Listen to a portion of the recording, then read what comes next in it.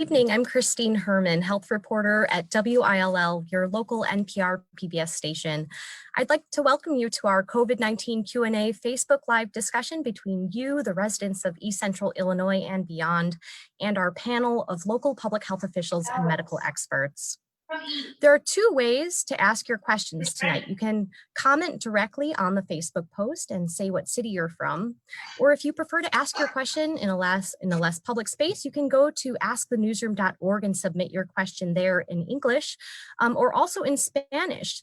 Envíe sus preguntas sobre COVID-19 como comentario aquí o en pregunta@lasnoticias.org.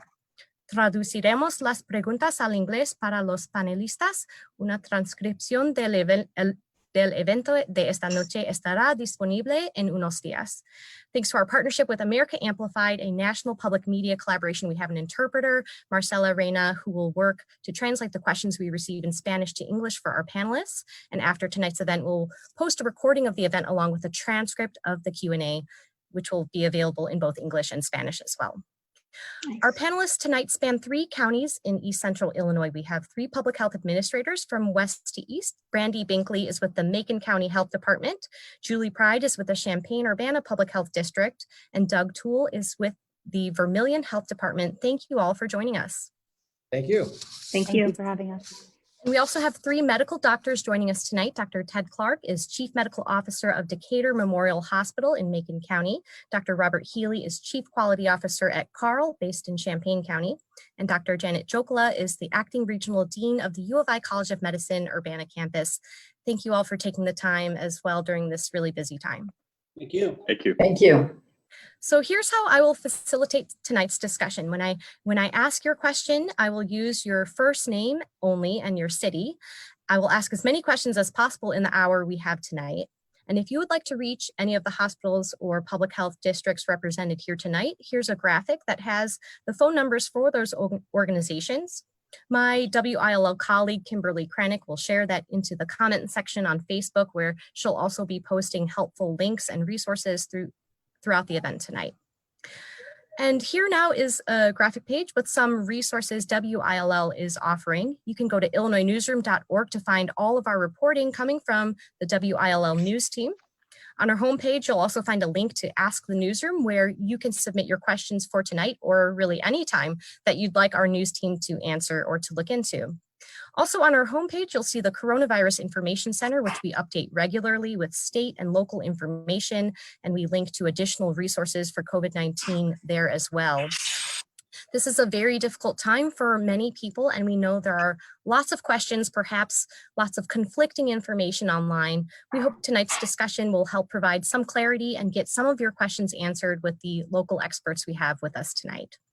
So to start, I'd like to check in with each of the local public health administrators. Let's start with you, Julie Pride in Champaign County. How are things looking regarding the COVID-19 pandemic in your county? Well, we're up to about 6,700 tests done, and we have a total of 333 cases, and 153 of those are active. So we have 153 people in isolation, and well over 500 in quarantine at this time. And the good thing is we only have 3 that are hospitalized, and we have had, since the start of the pandemic, a total of 7 deaths. And Brandy, how are things looking there in Macon County, just to the west of us here in Champaign? Well, as of right now, as of today around 3 p.m., we had 158 confirmed cases of COVID-19. We are giving an update on Mondays and Fridays to our community as far as how many total tests have been done. And I know on Monday it was a little bit over 1,400. So we look forward to being able to provide that number again to our community tomorrow in our approximately 3 p.m. news release that we usually put out. We have had 51 people that have been released from isolation. 85 are currently on home isolation. Of course, there are more that are quarantined that have been contacts. 6 are hospitalized. And unfortunately, we have had 16 of our residents with COVID-19 pass away. We are currently managing some outbreaks. We are very grateful for our health department team and also all of our community partners that have been so strong in this COVID-19 preparedness and response effort. And Doug Toole, you're in Vermilion County. How are things looking over there? We're doing all right. Vermilion County is the smallest of the 3 health departments we've got represented tonight. So we only have about 75,000 residents in our entire county. We've done about 1,300 tests total. Of those, we've had 32 test positive. One of those 32 has passed away, unfortunately. More than half the folks who've tested positive have been released from isolation. Only 14 of them are still being home isolated, none hospitalized at this time. And been kind of curious watching the results come in. About half the positive cases we've had have been people under the age of 30.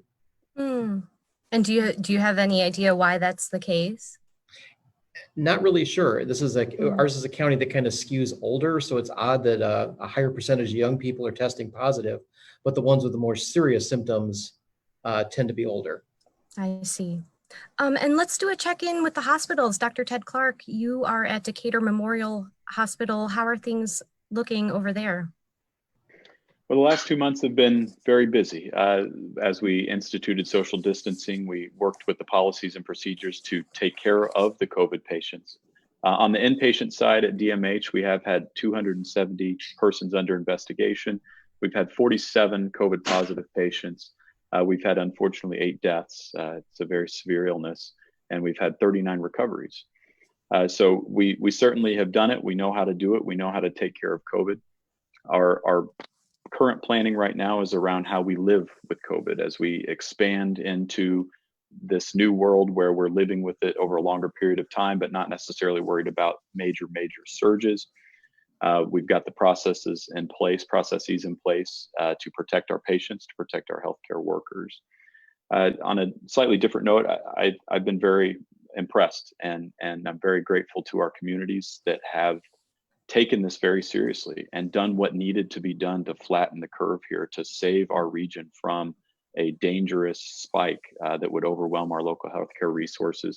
And I hope that as we move forward with releasing or relaxing some of our social isolation, I hope that everyone keeps in mind the importance of maintaining social distancing so we don't find ourselves in an epidemic stage again.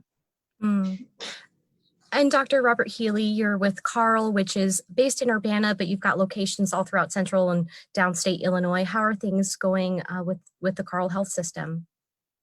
Well, similar to DMH, a few months ago, we were struggling to prepare for a large surge that luckily never came.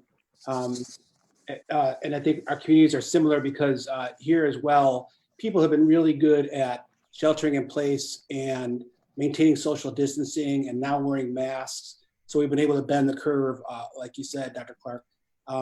It's been amazing to see the system throughout, and our employees and our staff and visitors all kind of going along with this new reality of coming through just certain doors in the hospital, having questions being asked and screened for whether people are symptomatic or not. Keeping an eye out in all the different entrances for people who are sick and getting them to the right place. Luckily, right now we're at our pretty much in a lull. We have 3 patients in the hospital, and that's the lowest we've had since this began. And we're ready if there's more. We think there will be a time when there's another surge, and we're preparing for that. But we're ready now, and as was mentioned, it's the new normal now. We're gonna exist with COVID just like we've existed with influenza for many years, and we'll see ups and downs, and we'll adjust to it. And Dr. Jokela, as the Dean of the U of I College of Medicine Urbana campus, how are things going with you and with your students? Thank you so much, Christine, and thank you so much for the opportunity to be here tonight with everybody. We're really blessed to have wonderful colleagues here in Champaign, Urbana, and I just can't speak highly enough for our community and the work that's been done to kind of bend the curve, flatten the curve, and maybe stretch out the curve a little bit to alleviate, potential, real problems inside the hospitals. Our students are getting ready to enter back into the clinical space, so we're excited for them, and they're excited as well. And we've been doing a lot of remote distance learning, and We really commend our faculty for stepping up and helping to organize all that and deliver that curriculum. And I think in the broader picture with the U of I campus, both in Champaign, Urbana, also Chicago, there's a lot of really important discussions taking place around how do we do this? How do we bring back students, and how do we do what we do safely and in a way that is beneficial and is really representative of the excellence that defines the U of I. So thanks. Yeah, thank you all for being here. So let's dive right into questions because we've got a lot, and people, as you're listening, you can also share it as a comment or go to askthenewsroom.com to submit your question. So Rosa wants to know, what information do we have on immunity of COVID-19 once someone has had it? Dr. Healy, can you take this one? What do we know about immunity against COVID-19 once someone has already contracted the illness? Well, we're able to do testing now and find out if someone has antibodies. And there's different types of antibodies, but some will show that you have been exposed to COVID in the past. And we're actually doing that on patients that need that test, which is actually very few. But more importantly, we're studying or we're looking at our employees. And we started with the high-risk employees, meaning the people that were at the front line in the emergency department. And we're going through to test anyone that wants to be tested eventually for these antibodies. So that's the facts. Now, what does that mean? Really, what it means if you have a positive antibody, it means you've been exposed to COVID. That's all we know right now. We can't say anything more than that. What we very much hope is that having antibodies will prove to give you some immunity, at least for a number of months, hopefully years. It would be wonderful if it was lifelong. From things that we know about from science for other COVID viruses, the kind that cause the common cold, that immunity wanes off after a few months to a year or two. So that might be what we're dealing with COVID. But anything we say about COVID, we have to acknowledge that this is a very unique virus. And we just don't have the science yet to say what an antibody level will mean to you. Yeah, the second part of Rosa's question is, how accurate are the numbers for current cases? And Julie, I wonder if you can chime in on that. I mean, we've increased the level of testing both locally and across the state over the course of this pandemic, but we still are hearing all the time that there's not enough testing. Do we know, as far as the case numbers we have, and what the reality is in terms of how many people have contracted COVID? We believe that there's at least 10 times as many people that have been infected with this, or that have never tested it. We don't know. It's all kind of a guessing game at this point until we get the antibody testing widespread. But there's, at the beginning, of course, almost no one could get tested, and then as it's expanded out, the testing gets wider, but everybody who had been sick all those months, we just don't know. Yeah. Jessica wants to know, how can I help my family understand the importance of social distancing and other CDC guidelines? She says, I understand the importance of them for myself, but it is very concerning to see those I love disregarding the guidelines. I am not sure what I can do besides just sharing factual information with them. Brandy, I wonder if you can chime in with any advice you might have for Jessica. Yes, definitely. I think this is a struggle for all of us in public health and in the healthcare field right now, especially because we're really trying so hard every day to get people to take these, proactive measures like social distancing to try to prevent that spread of illness. So I think facts can always be very, very helpful, but if that is not impacting your family the way that you would hope for it to, maybe giving the emotional or personal side of it. Your family may feel like they are not at risk of having COVID-19, but maybe you are more at risk, or maybe you go and you're around people at work, or you're around other people that are in the vulnerable populations and you don't want to put them at risk. So by them not making the choice to social distance or to do things safely with you, as we start moving forward and we're able to be around more people in a safe way, they have to understand that they're not just putting themselves at risk, but anybody else that they would come into contact with, and then anyone that you could spread it to. So I think that's something even, I may be facing with my own, extended family, of having to explain to them why it's not just about those of us that might be together in a room, but everyone else with whom we may come into contact. And also it's really important for us all to lead by example. And I know, everybody tonight is, doing that, but it's important that, it's a culture change, that we're all doing these things and making it, something that's normal and comfortable. And we're stressing the importance of this to everyone that we love, that we work with, and that we have contact with. We've got several questions about enforcement issues, mostly about enforcement of the use of masks. So Angela wrote in to ask, can county health department officials enforce the governor's order? For instance, can they enforce face masks in retail stores that aren't enforcing it? Do you have a local lever like a fine or forcing closure, the same way they are able to force compliance with food safety guidelines at restaurants that, and yeah, so maybe Doug, can you chime in and let us know what is the local health department able to do or perhaps not able to do when it comes to enforcement? And what advice would you have for someone who's concerned about lack of enforcement? It's a really good question.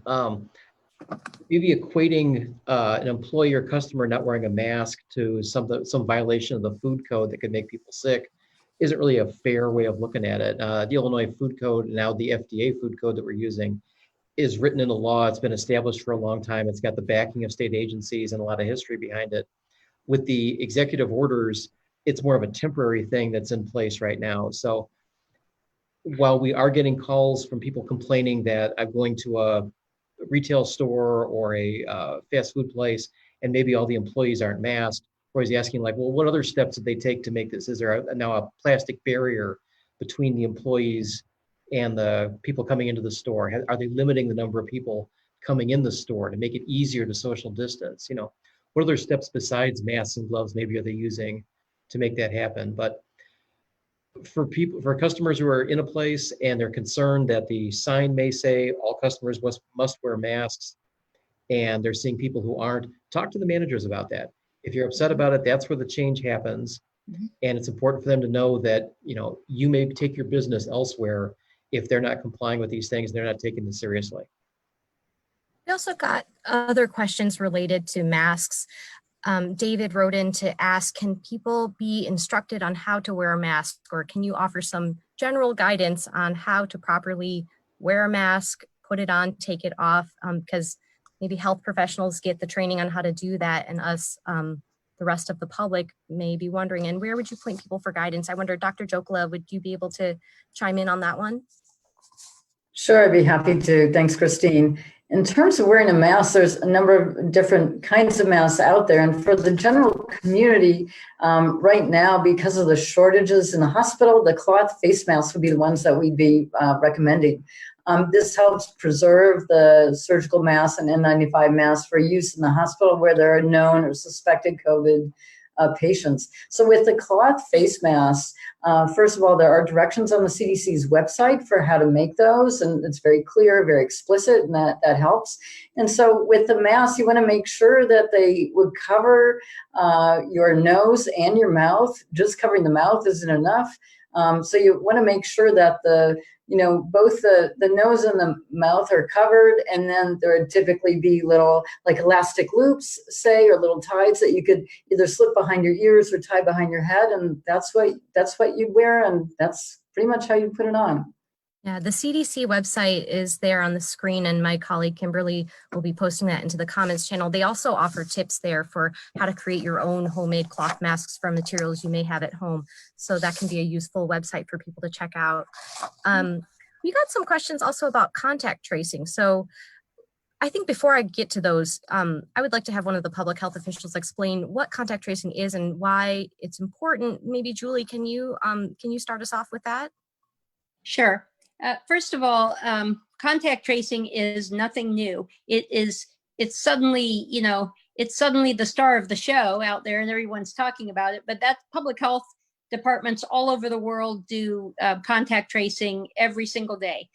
There are reportable diseases, and when the health department gets a reportable disease, then we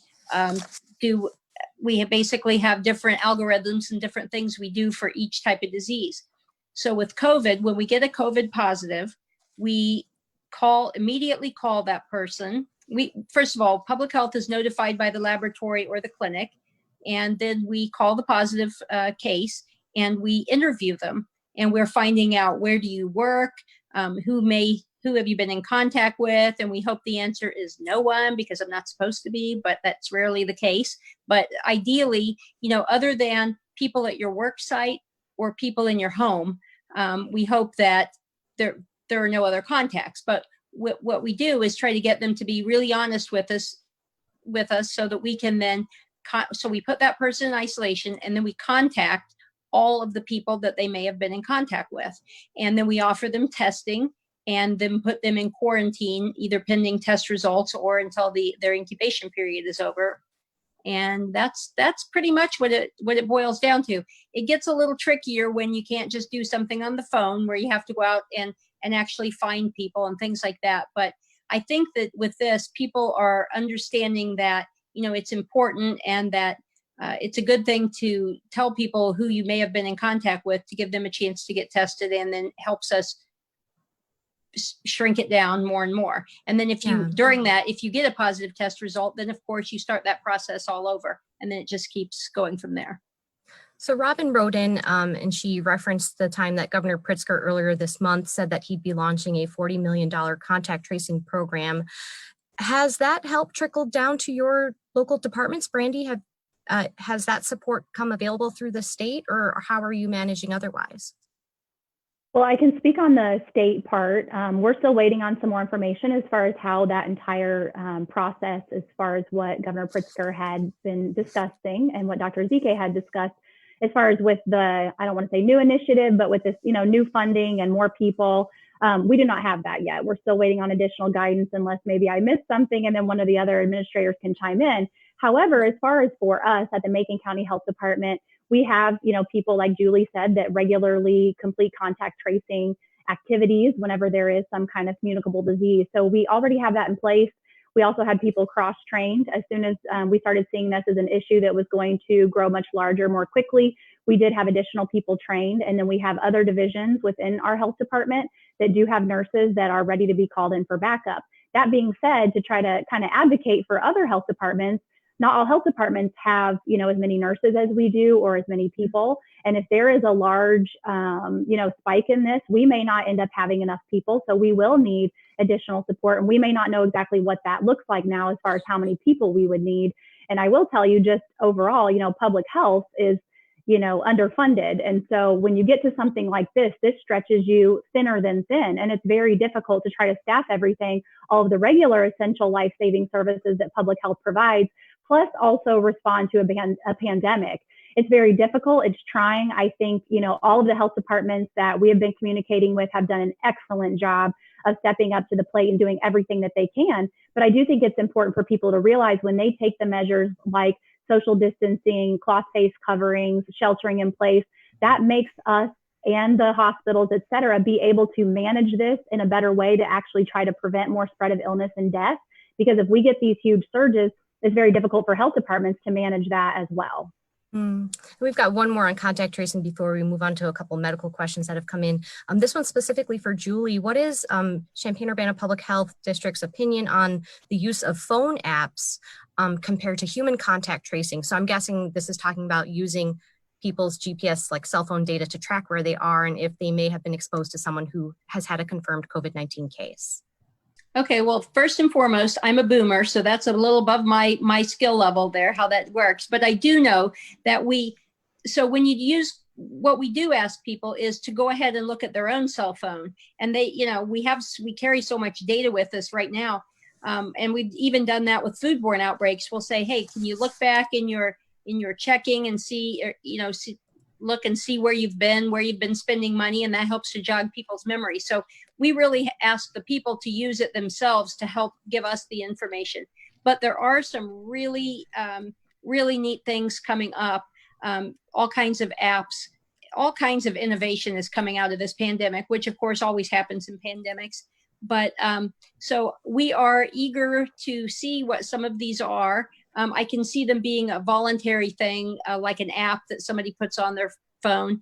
The other stuff that we get is more like metadata, so we don't actually, it's de-identified. We just use it to see more people are moving out into the parks, less people are in retail, that type of stuff, and so we use it like that. But essentially how we're using that information right now is just asking people to kind of use their own data to look back and see how things are going and where they've been.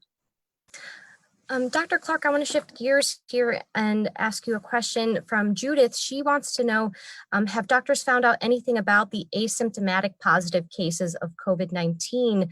Do those people who have COVID-19 but never showed symptoms, do they have antibodies? Are theirs different from those who got sick? Do they carry the active virus for the same length of time that sick people do? Any of those questions that you can tackle, Dr. Clark? Sure. Those are a lot of the great questions that we are trying to answer. Until we really know more about how exactly this virus behaves, there really is no clear answer on this. A lot of this goes back to what Dr. Healy said. Yes, we can test people. We can identify the antibodies to say you've been exposed. What we don't know is, one, how long you're contagious. Two, how long, or if you are able to completely clear that virus, or if you have long-term immunity to the virus after that point. Those are just, unfortunately, questions we don't have answers to. We can extrapolate based on what we know from other coronaviruses, from the flu epidemics that come through every year, but ultimately, there's still a lot of question marks. Yeah, that's what makes the whole question about antibody testing pretty interesting, because even as Dr. Healy pointed out, if people have a positive antibody test, it's not clear on an individual level what that means in terms of how you can change your behavior, or if you have immunity, or how long that lasts. So that's a really interesting topic that I know a lot of researchers are studying right now. For Dr. Healy, Steve wants to know what resources exist in Champaign-Urbana for Carl and Christy Clinic members to obtain antibody tests under their health insurance. Whenever I think about a question that involves health insurance, I think, what's it going to cost me? The antibody test, just like the RNA test or the nasal swab, is no cost to the patient. That's part of the CARES Act. You could talk to your primary care doctor and ask them about antibodies, but really there's not much use for them right now. It would help you. It would be, if you're curious, you had that weird illness a month ago or 2 months ago, and you don't know, you never were tested, you don't know what it was, you might get an answer that, hey, you were exposed to COVID. It really doesn't and shouldn't change what you do right now, though. As you said, Christine, it wouldn't change your behavior. It wouldn't change you wearing a mask, for instance, or it wouldn't allow you to go closer to someone than 6 feet. You still have to keep all those rules in place. So if someone's interested, they can talk to their primary care doctor, but most likely they're going to hear, yeah, we could do it, but you probably don't need it, and let's leave it to the scientists for now. Dr. Clark, did you have something to add to that? Yeah, I mean, it's a larger point to what Dr. Healy's making, in that you'll see in the popular news media, or you'll see press releases from various testing companies that they have some breakthrough that's going to revolutionize or do this or do that. But where we are, and when I say we, I mean those of us in healthcare, we have to find a way to translate that into something that actually benefits patients, something that actually benefits our populations. So far, antibody testing, while there may be some benefit if we had large-scale, massive antibody testing and could use that for epidemiological purposes, there may be some benefit there. But for the individual patient, most of this stuff is not helpful. Dr. Jokula, did you have any thoughts about antibody testing as well? Sure, thanks, Christine. And they're really good points that everybody is bringing up. And the whole asymptomatic infected population or people is a really interesting question. And as Dr. Clark had mentioned, there's a lot of work being done looking at that.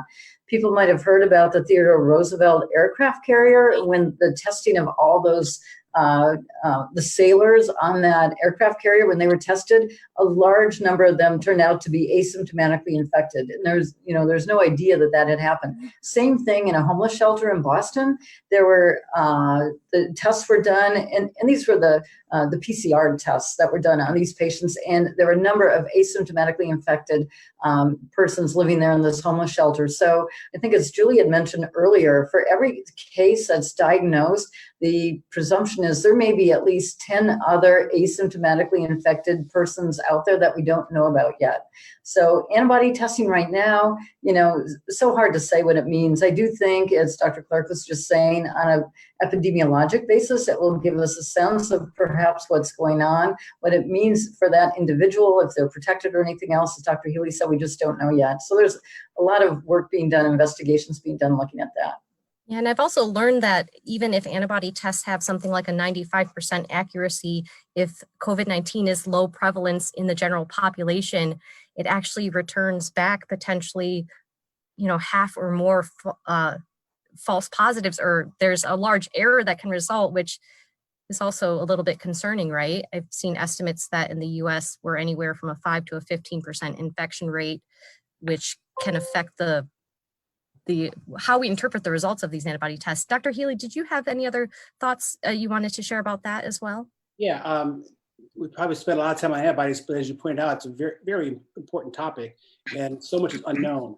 I guess two things. One, as a primary care doctor, I wouldn't want every patient calling me and saying they want antibody testing. But I think they're really the most useful for is a study, a recent one came out of Indiana. So they did a epidemiological study of Indiana. They tested some thousands of patients, sampling from all over the state, and they found that probably about 2.8% of people in Indiana have been infected. And they did some extrapolation from that, and they found out numbers similar to what Julie Pride and Dr. Jokel were saying, which is probably for every positive or for every person who's infected that we know of, there's probably 10 or 11 that haven't shown up or that don't have symptoms. So really the antibody testing, I think, is going to be critical for what does our community look like right now? What does our state look like? What does our country look like? And then if it's shown that it's protective, then it'll be really helpful for individual patients. We got several variations of this question about potential spikes coming in the future. So Connie asks, do you think there could be another spike in cases this fall? Doug, your thoughts on that, or what do we know about the possibility that even if we've flattened the curve now, that as we begin to reopen different parts of the economy and try to return certain parts of life back to normal, that this could resurge? Of course, it's impossible to say, but as we've looked at pandemics in the past, they do tend to come in waves. So just because we're in a bad spot now and maybe plateauing or coming out of it doesn't mean it's not going to recur at some point. So I think they're looking maybe less at the specifics of this one, but just in the past, that's how these sort of things work, unfortunately. Yeah. And related to that, we got an anonymous question from someone who just wants to know, what recommendations do you have as states begin to reopen? And maybe we can localize that to say, Governor Pritzker has said that potentially as early as May 29th, we'll move into phase 3 of the Restore Illinois plan. And if people aren't familiar with that, I think Kimberly can drop some information into the comments on Facebook. But basically, that would allow certain other currently non-essential businesses to open, but with limits up to 10 people and still having social distancing involved. But as we approach this kind of change to a partial, reopening or change to the phase that we're in, what advice do you have for people, Julie, who want to make sure they're still taking appropriate precautions? Well, first and foremost, just because something is allowed to open doesn't mean that you have to go there. So everybody needs to make that determination for themselves. And certain places, it's going to take a while for places to get, their procedures down and stuff. And if I were somewhere that was open, I don't care what it was, and there started to be crowding, I would get away from it. You just have to, don't stand there and complain about it or anything. Just get away from it, because that's first and foremost is about your health. But there aren't going to be a lot of things opening on when we get to phase 3, but it will be things that I think will, like salons and things like that will open, and they will be able to do things safely there. So every time, just because something's open does not mean, you need to go there. And like I said, if you go there and they're not doing it right, don't go there. Dr. Clark, your thoughts on that as well? I think it's also important. I agree with everything Janet said. I think it's also important for people to take their own personal risk into account, what their risk is if they are exposed to COVID-19, meaning folks over 60, 65 years old are higher risk, diabetes, hypertension, obesity. These are all risk factors for more severe COVID illness. And beyond that, you have to take into account who you are going to come into contact with. Mm-hmm. So if you're 20 years old, you're young, you're healthy, you want to get out and about, you can, but you also, to a reasonable degree, you still want to take the reasonable measures to protect yourself. But more importantly, you want to think about who you're going to expose yourself to if you're going to go to church or if you're going to come into contact with folks who may be in a higher risk category. So you don't want to be a disease vector for someone else's critical illness, even if you feel invincible. Yeah. So would it be safe to say that even though gatherings of up to 10 people would be allowed if we move into phase 3, that people might still choose to refrain from doing so? Absolutely. Okay. Everyone has to take their own situation into account, and certainly the social distancing should still apply. Certainly the masking should still apply. Yeah. And back to the question about spikes, yes, we expect that as we relax social distancing, there will absolutely be spikes. What we're trying to avoid are spikes that overwhelm our local healthcare resources. And our hospitals are prepared, but if we get out of control, if we get to that logarithmic growth again, and we're running away with it, then we will overwhelm our healthcare resources, and then we may have to draw back at that point.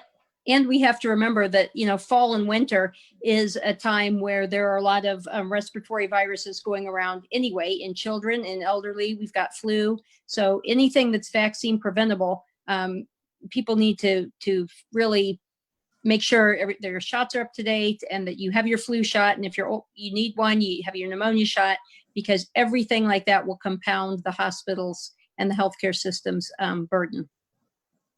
We got a question about childcare from Jamie, who's saying that she is currently a non-essential worker, but if the state moves into phase 3, she will be called back into work, but she doesn't have a place to send her child because her daycare has been closed except for essential workers.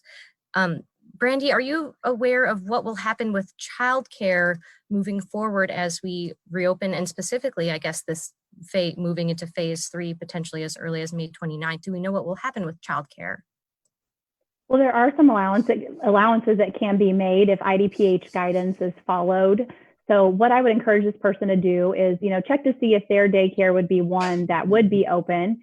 If at that time she is determined to be an essential worker, there are daycares that are currently open serving essential workers and their families.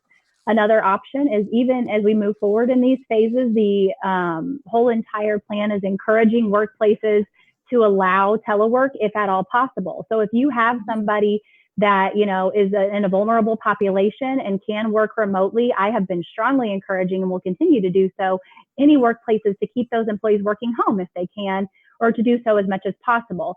And then, of course, there is also the act that does provide some time off for families if they do not have any childcare.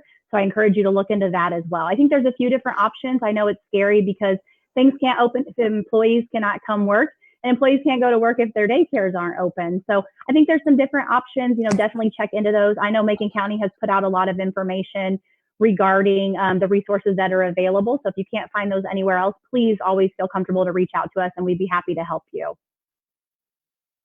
So we got a question from Rebecca who wants to know a little bit more about telemedicine.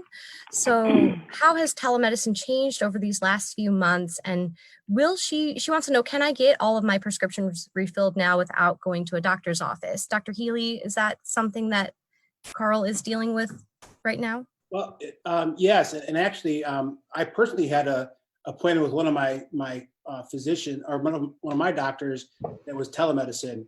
It was great. I was in my office. We videoed together. I didn't have to walk all the way to the office and sit and wait. So I think one thing is it's very convenient, but there's places for it. If someone needs to see something really close up on you, look at your throat or your ears, or listen to your lungs, your heart, it's a little trickier to do it by telemedicine, although there's some technology that can do that.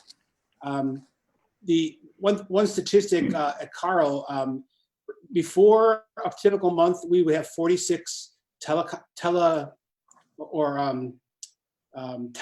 visits, and in April, it's something like 20,000. So many visits are being done by telemedicine or virtually.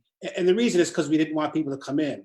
Now we're more open. We're more able to take people and safely care for them in our offices and in the hospital. But I think there'll still be a subset of, like I said, I'm in primary care. A lot of my visits could be done. A follow-up visit, I just want to talk to you and say, how are you doing? How's this medicine affecting you? Are you better? Are you worse? A lot of that can be done by phone or video conference, but it'll still be the reason where you have to come in and we have to lay our hands on you. Yeah. We got a question from Victor about how coronavirus COVID-19 is related to SARS. He said he heard on TV somewhere that COVID-19 is very similar to SARS, and that the treatment from SARS can be used to treat COVID-19.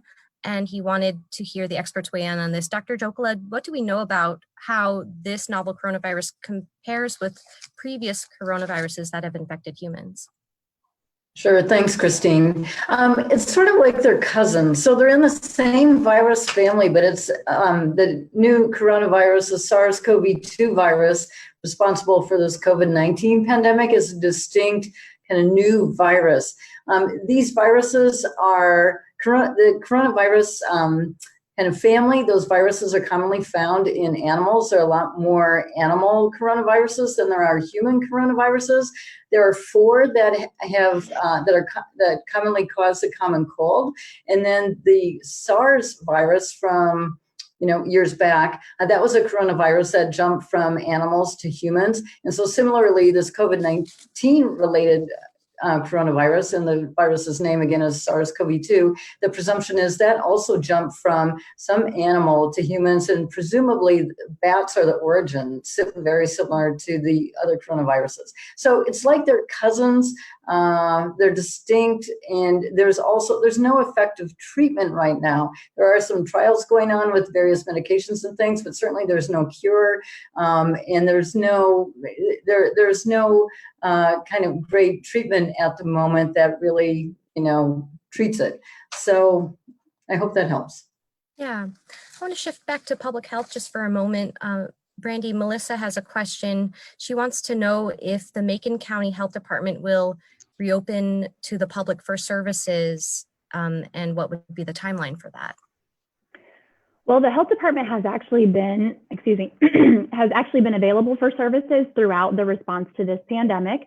Because of the risk associated with some of our services, we did have to either drastically limit those or suspend them temporarily. But any of our essential services we are providing, I would be curious to know which one it was so that I could address that directly. But certainly call the health department.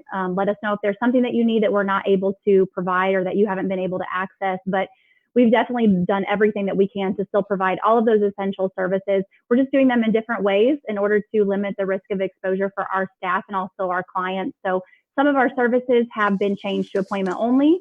Some of them have been changed to virtual or over the phone. Some have been converted to curbside services.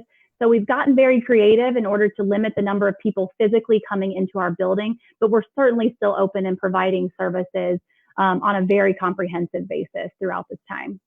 And it sounds like if people have specific questions about should I come in to be seen, they can always call, whether it's the public health departments or the hospitals. I understand, right? So yeah, we should have that information for any of these providers there in the comment section posted by my colleague. We got a question about dental care. Some dental offices are planning to open as early as the 11th. This is from Kelsey. She says, do you think that is wise since barbers and salons are being told to stay closed? So perhaps Julie or Doug, maybe Julie, let's start with you. Can you weigh in on this question of dentist offices opening? Right. Well, the risk really there is to the dentist or the hygienist and the assistant and the people that are in the room, because dental procedures cause aerosolization. So that would push the virus up into the air, and so the difference between, let's say, a salon and a dental office is that dental office, dental is it's a health care. People need to have dental care. And as lovely as it is not having a haircut, as evidenced by me, it's not a health concern. So the dentists need to get open as fast as they can safely. Salons are set to open in phase 3, which the way our region is going will be at the end of the month, at the beginning of the next month. So that's pretty much the difference. But what's going to be the limiting factor for dental offices is, do they have enough of the personal protective equipment to do it safely? And right now there's still a shortage. So the dentists are going to need assistance, just like everyone else, getting that PPE. Yeah, and Doug, is there anything you would add to that when it comes to dentist offices in Vermilion County trying to figure out whether and how to reopen safely and resume routine dental care? I think Julie covered it very well. I imagine it's going to start with an appointment-only basis for those that are most severe need to get in to see the dentist, and we'll start to move back into like the routine stuff later. And Dr. Healy, since you're a primary care doctor, I wonder, do you advise people to call you if they're concerned or have questions about, as they're trying to weigh the risks versus benefits of going in for a dental procedure? Is that something they should discuss with their primary care doctor? And how would you walk people through that process of figuring that out? Yeah, it's a great question, Christine. I think your primary care doctor, knowing you, will be able to talk to you about what your health risks are, and similar to what we talked about with going out into more of a crowd as we I don't think we call them crowds, but a group of 10 and more as we go further down the path to getting back to normal.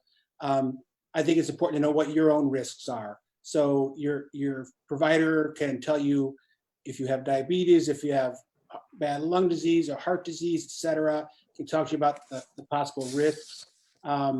Really what it comes down to is how bad is the dental problem and how much is it affecting your life and your health. If there's an infection, that's going to be really important to deal with, or an impacted tooth that has to come out. Whereas we're all for dental care and dental cleaning, but that can wait for right now. Yeah. Dr. Clark, are you having similar conversations with patients who are wondering about non-emergency medical procedures and whether they should come in for those as well? Yeah, and that's a great question. And that's something that we've really been working on over the last 2 to 3 weeks in terms of how to take care of our routine health issues in the age of COVID. And it's really about living with COVID, knowing that we're prepared for an epidemic or a spike, but we also have to have business as usual. Importantly, cancer screening is a great example.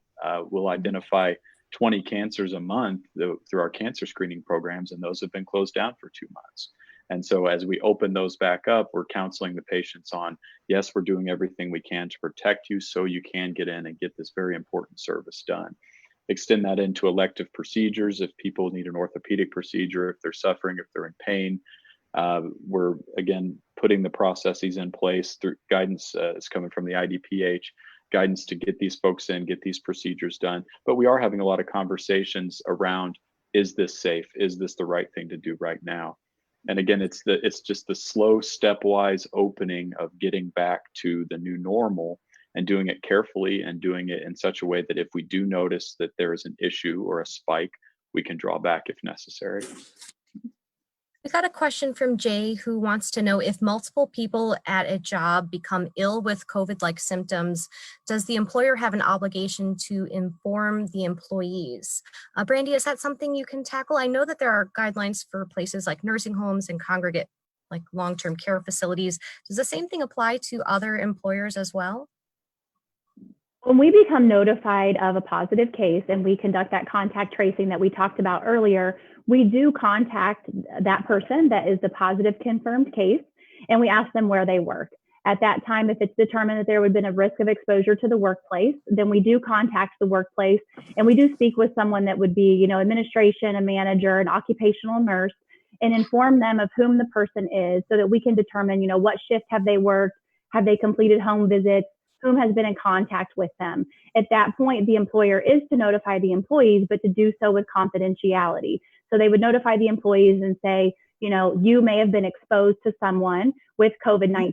It would not share the name with everybody in that place of employment. And I think that's a really important point. We've been asked, and we've seen a lot on social media about, why aren't you telling us everywhere that it is? Why aren't you giving us the people's names or their address, et cetera? And it's very important that we maintain the privacy and safety of these people that are diagnosed with any communicable disease, including COVID-19. Things like privacy, safety, stigmatization that go, with communicable disease. It's very important that we maintain that privacy. So it's something that health departments do all the time when there's communicable diseases, and that is what we are committed to doing, to protecting that. So there is communication that occurs, but a lot of it is very confidential. But we do have guidance that we do follow from IDPH that guides what we tell, when, and how that process should occur. Related to outbreaks at work sites, Andrea wants to know, are all the cases in the count for Rantoul Foods, where there's been an outbreak of COVID in the Rantoul, are those included in the count for Champaign County, or do some of those Rantoul Foods cases live in other counties? Julie, can you chime in on that? Yeah, so only cases that are, the cases are reported in the county that you live in. So if there were people working at Rantoul Foods who lived in another county, they would be counted in that county's cases. So as we kind of wind down our discussion here tonight, we did get a question from Joseph. All it says is, when will it end? Dr. Jokela, I wonder if you can share your thoughts on, in all seriousness, like, this is a very difficult time for lots of people. What do we know about what's on the horizon? Thank you, Christine. That's a really tough question, but I'm also really glad it was asked, because I think it's really important in terms of how we think about it. I will also say there was an article in the New York Times, within the last week or so, that addressed this question, how will it end, and what does that mean? And in that article, they talked about two different things. One was sort of scientifically and medically, when does it end? So when does when do we get on the backside of the surge? When do we stop seeing new cases and all that kind of thing? That we don't know. And there's a number of models out there for there may be like little mini surges down the road, little bumps that may be kind of flat. We really don't know. And so much also depends on work on a vaccine and effective treatments and all that sort of thing. The other aspect of it, and this might be, I don't know if this is where the questioner was coming from, but kind of more socially, when does it end? And it gets back to what Dr. Clark was talking about too. When do we move into this time of kind of living with COVID and appreciating the risks, and how do we mitigate those risks knowing it's still out there? And I think those are two very different questions that probably we all have to answer in some way, shape, or form. And again, I think public health is really beautifully situated to help inform the community and educate in terms of, reopening isn't like flipping a switch. It's a very gradual thing, and it doesn't mean that social distancing and wearing masks suddenly gets turned off. This is going to be a very gradual process as we all move through this together. And even once there is a vaccine available, as many people are working on developing that on the research side, that's still quite a ways away. Is that right, Dr. Healy, from your understanding? Yeah, it is. I've heard, as others have, various people looking in their crystal ball, trying to figure out when this might happen. And I hope it happens quicker than what's happened in the past, which is that it takes sometimes years to develop a vaccine. I think we'll be quicker this time. The technology is so much better.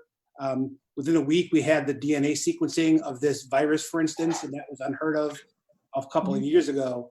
So hopefully we'll get to a virus or to a vaccine soon. I do want to point out, and whenever I see Julie Pride, I have to think about this, and that is, everyone needs to get vaccinated. We have a vaccine for influenza every year. Nationally, about 60% of us, only 6 in 10, get the vaccine. We should really make that 100% or close to it this fall. We have about 6 minutes left, and we have 6 panelists. So I wanted to give you each a minute roughly, just to share maybe a final thought, whether it's one thing that you hope sticks with people after tonight, or perhaps what is one thing that's giving you hope during a time like now. So let's start with you, Doug. This has been a difficult time for everyone. I've been impressed by seeing how many people have really risen to the challenge with this. When schools had to close unexpectedly, you had a lot of teachers and school administrators scrambling to find ways, how is it that we can educate kids if they can't come into the building? How can we provide lunches for kids? We've had a lot of restaurants step up with this sort of thing. All the people making masks and donate them. We've seen a lot of good come out of this. If there's one thing that sticks with us going forward, the emphasis on washing hands and the understanding that if you're sick, you really need to stay home. It's just heartbreaking to see those flu statistics every year. And in the beginning, you'd hear people talk about how COVID may or may not be as lethal as the flu. And I'm like, when did it become okay for 20,000 Americans to die from the flu every year? Julie, what about you? Well, I am hopeful. Pandemics, like I said earlier, pandemics change societies. And I think that the one thing that's coming out of this is that, like Doug said, people are really rising to the challenge. There is so much creativity, so much collaboration, cooperation, goodwill out there, even though there's some of the other that's negative. For the most part, people are really impressing me with how they're doing things. But one thing that I really hope comes out of this, because this pandemic is shining a bright light on what public health has said forever, and that is that health disparities, all the inequalities that we have, lack of access of healthcare for everyone, that is environmental degradation, all of that is a global problem, and it exacerbates problems. And you can see that, we are all interconnected. There is truly one health. It is animals, humans, and environment. And we have to pay attention to all of them. And we cannot, it does no good to just have some people who can afford healthcare and others who cannot. So it is truly my hope and my belief, honestly, that we may come out of this pandemic with a more just society. Dr. Jokela, your final thoughts as well? Gosh, Julie, I love what you just said. Thank you. Yeah, let's see. Wash your hands, continue social distancing, wear your mask, get your flu shot this fall, and be safe and be well, everybody. Thank you. Brandy, how about you? One thing you hope sticks with people tonight, or something that's giving you hope right now? I definitely mirror what the other panelists have said, and I certainly think that we all need to pay so much more attention to, like Julie said, the interconnectedness, health equity, the importance of health, and the impact that it has on everyone and everything in our economy. I know that's been a big concern and continues to be. So I think hoping people that they will continue to prioritize health. And the thing that's given me great hope is seeing everybody step up. I am so grateful to our team at the health department and all of the teams, the healthcare workers, the community members, and all of the people that have made the choice to stay home, be selfless, social distance, wear their cloth face coverings. I know this is not easy. It's a very, very difficult time, but so many people are doing so many amazing things to save lives, and I'm very grateful for that. Dr. Healy? Yeah, all of the above. And I would say we need to be patient with each other. I think we need to model behavior of what we want our kids and others to do. We need, and I need to remind myself of this very, very often. If I go out and I'm in a place and I see that people aren't masked or aren't keeping the right distance, I'm just going to walk away. I'll talk to a manager. I'll try to inform people, but really, I think being patient with each other, trying to get people to listen to science and follow directions from science, I think will go a long way. And Dr. Clark, finally, your final thoughts as well. Sure, thank you. Again, I've been overwhelmed and impressed by the work of our public health departments and being able to work alongside them, and the coordination between our regional healthcare systems and being willing to have these conversations and help one another out. And the public, again, stepping up and really doing what it took to get us to this point where we can have this discussion about opening again. Finally, I do want to say we kind of get locked into this COVID thinking where it's either COVID or not COVID, but we need to remember that there are a lot of other diseases and illnesses out there that do require care. And if you're experiencing chest pain, shortness of breath, stroke symptoms, severe abdominal pain, injury, don't be afraid to seek out care. Don't be afraid to call your primary care provider, get in to be seen. Don't be afraid to visit the emergency department. The hospitals and systems have worked to make sure that you can be cared for. Well, we are so grateful to all of you both for being so generous with your time tonight, as well as for the work you're doing every day to keep us safe and to help protect our communities. So thank you for joining us. So I'd like to thank, from the public health side, Julie Pride with CU Public Health, Brandy Binkley with the Macon County Health Department, Doug Toole with Vermilion County Health Department, and from the medical side, Dr. Clark with Decatur Memorial Hospital, Dr. Robert Healy with Carl, and Dr. Janet Jokala with the U of I College of Medicine Urbana campus. And I'd like to give special thanks to the many colleagues at WILL who helped make this event possible. DJ Roach, Alex Coleman, Kimberly Cronick, Kurt Lima, Liz and Samantha with the marketing team, and all my colleagues at Illinois Newsroom who will be helping me tackle the remaining questions that we did not have time for tonight, but we'll have to do this again sometime. So thank you all, the panelists, for joining us, and thank you everyone watching tonight for spending this time with us, and have a good evening. Thank you. Thank you. Thank you.